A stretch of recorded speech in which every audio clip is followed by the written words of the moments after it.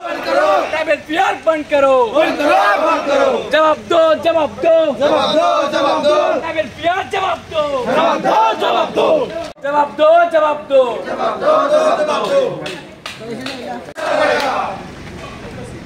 टमाटर जिंदाबाद, जिंदाबाद, जिंदाबाद, टमाटर जिंदाबाद, जिंदाबाद, जिंदाबाद।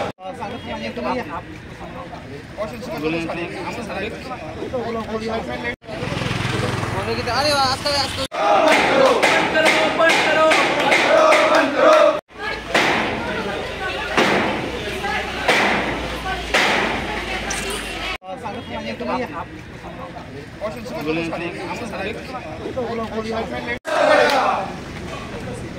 टमाटर जिंदाबाद, जिंदाबाद, जिंदाबाद, टमाटर जिंदाबाद, जिंदाबाद, जिंदाबाद।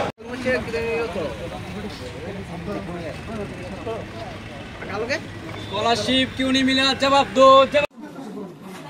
সাকসেস হইছি আরো আছে অনেক ইস্যু হইলি আমরা বাই করুম আরো ইস্যু আছে কোনো চিন্তা নাই এটি বাই করুম অনেকের ঘুম উড়াইলাম ওই ত্রিপুরা থেকে অনেকের ঘুম উড়াইলাম ধন্যবাদ तो हमारा जो शिक्षा का स्कॉलरशिप अभी तक नहीं मिला उसके लिए तो आया ना हम लोग इतना स्टूडेंट लेके हम लोग आया है और प्रोटेस्ट किया और प्रोटेस्ट का सक्सेस आ गया और जितना भी स्टूडेंट है त्रिपुरा सबका स्टूडेंट के पास स्कॉलरशिप तो चिंता मत करो चिंतार কোনো কারণ নাই আমরা সবাই সাকসেস হইছি এবং এটা আমাদের লড়াই স্টুডেंट পাওয়ার ফান্সা ठीक है ना और ये जो डिमांड है ये डिमांड हम लोग पूरी हो गई और सबका पास स्कॉलरशिप पहुंच जाएगा अकाउंट के माध्यम से ठीक है हाँ। और ये मैसेज सबको बता देना जितना भी स्टूडेंट है कितना सा लेके हम लोग और भी सामने दिन से लड़ाई करेगा और ये लड़ाई ये तो सिर्फ ट्रेलर है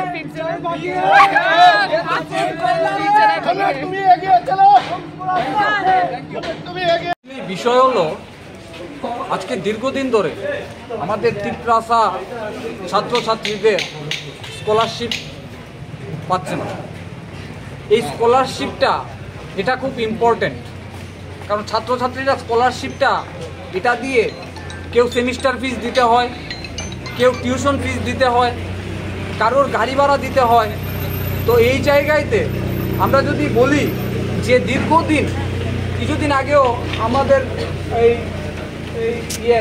বুদ্ধ দেববর্মা উনি এসেছেন একটা টিম প্রতিনিধি দলরা এখানে এসেছেন কিন্তু আমার প্রশ্ন হলো মুখ্যমন্ত্রীর কাছে আমরা বলতে চাই যে এই যে দপ্তরটা চলছে এটা পুরোপুরি ব্যর্থভাবে চলছে ব্যর্থভাবে এবং মুখ্যমন্ত্রী এই বিষয়টা দেখা দরকার কারণ আপনারা জানেন যে স্কলারশিপের টাকা দিয়ে ছাত্ররা চলতে হয় কেউ এডমিশন ফিস দিতে হয় কেউ স্টাইফেন্ড ফিস দিতে হয় তো এটা ত্রিপুরা ছাড়া কেন বঞ্চিত হবে এই যে ট্রাইবাল ওয়েলফেয়ারটা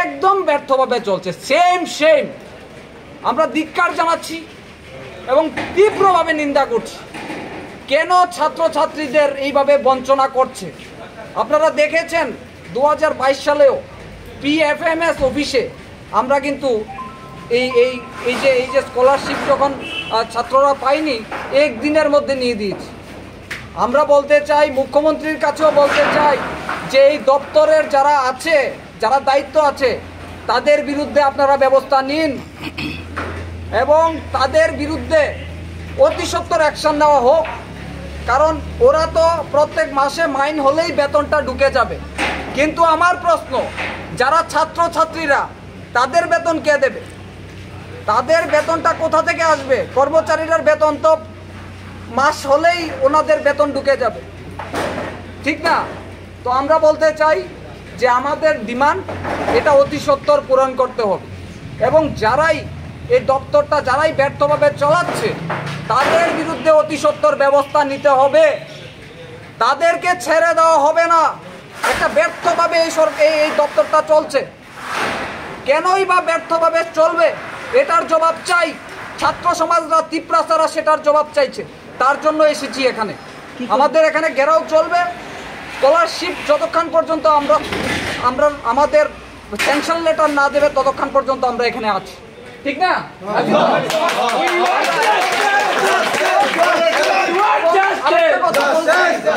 আরেকটা কথা আপনাদের বলছি, বিগত দিনেও দেখেছেন যে ছাত্রদের জন্য কে লড়াই করে এবং ছাত্রদের জন্য কে প্রতিবাদ করে।